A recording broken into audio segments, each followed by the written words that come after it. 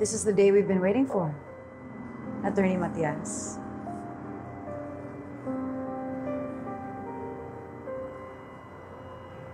Hindi pa ba kayo papasok?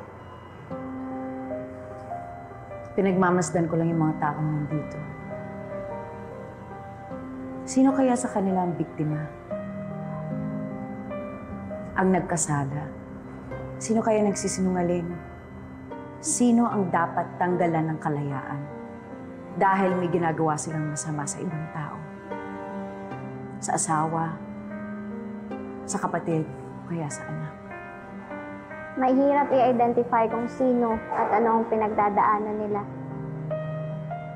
Tulad ko sa tatay ko. Pero kapag nag-open ang pang-isang tao, tsaka mo siya makikilala. Lalo na kung nagsasabi siya ng totoo. Ikaw, attorney. Nakilala kita at nalaman ko kung bakit gano'n na lang determinasyon mong ipaglaban ng isang babae. Sino pa bang tutulong sa mga kababaihan, kundi ang kapwa nilang babae? Tayo. Whatever happens today,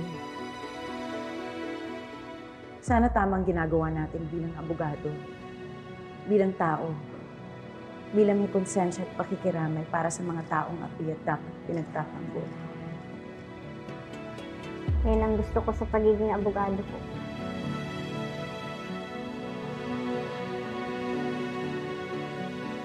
I hope truth and justice will prevail.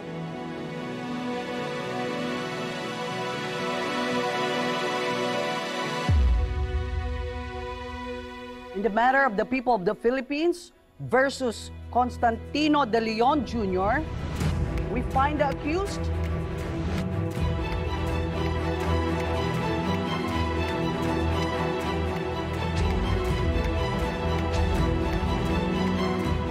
not guilty. Oh my God! So ordered.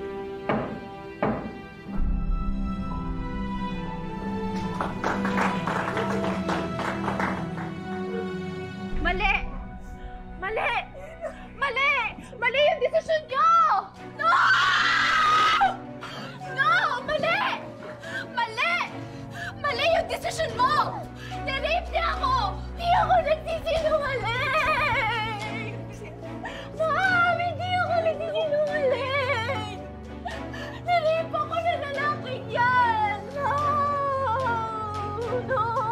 This is not happening! This is not happening! Napakababoy mo! No, please!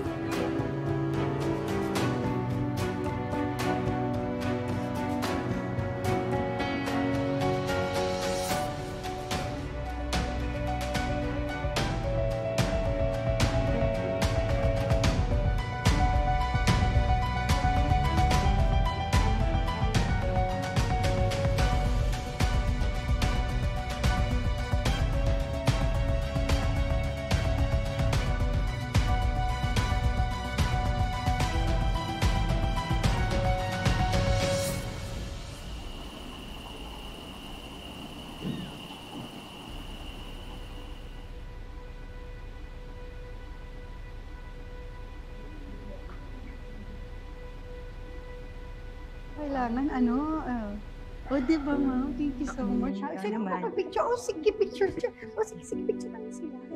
Grabe, no? Mga ingano lang ang kilala ko na may bonggang handaan kahit halop sa kaso. Regalo lang to kay Ma'am Patricia. In-expect kasi yung supporters and friends niya na mananalo si Madam Trixie. Eh, kaya lang ngayon. Lodlod and friends.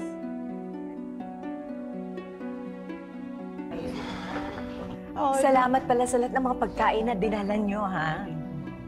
And we really appreciate all of your support para kay Trixie. And mas ma-appreciate pa namin if you could post more messages of support. And please use #Justice for Trixie Angano. Okay? Kaming bahala, Queen. Number 1 trending yan mamaya. Sayang lang at hindi namin siya nakita kanina bago umalis. Actually, hindi siya umalis. Nagkulong lang siya dun sa kwarto niya. Oh, kaya po. Alam niya na. Okay, we'll get going na, Miss. Sige, Let's go, guys. Ingat kayo. Thank you. Bye!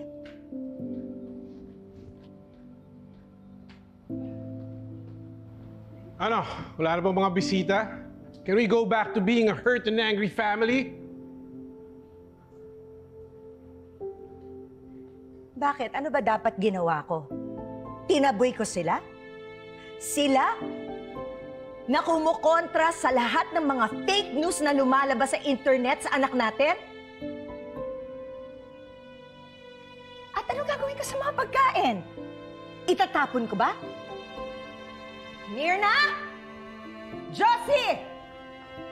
Clean this up now! Iligpit niyo lahat ng pagkain na yan! Bilis! Walang kakain! Walang magiging masaya! Dahil walang hustisya! Wala! Clean this up! Clean this all up! Patricia, tama na. Ano no? Di ba ito naman yung gusto mo? Sige, Ramir, labas natin yung galit natin!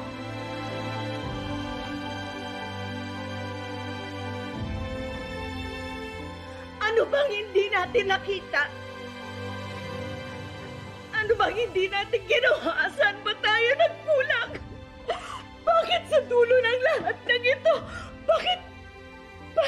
Bakit parang baliwala lang yung mga abuso na ginawa sa anak natin? Tricia, wala tayong ginawang mali.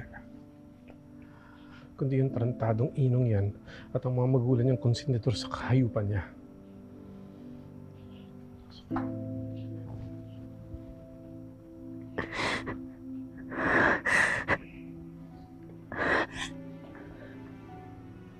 Don't you ever exclude Lilette from this, Ramir. Do not. Siya, ang korte, lahat sila, pati na lahat ng mga taong humusga sa anak natin. Sila yung paulit-ulit na gumahasa sa kanya. Sila lahat ang dahilan kung bakit wala rin siya mukhang mapapakita sa kanila.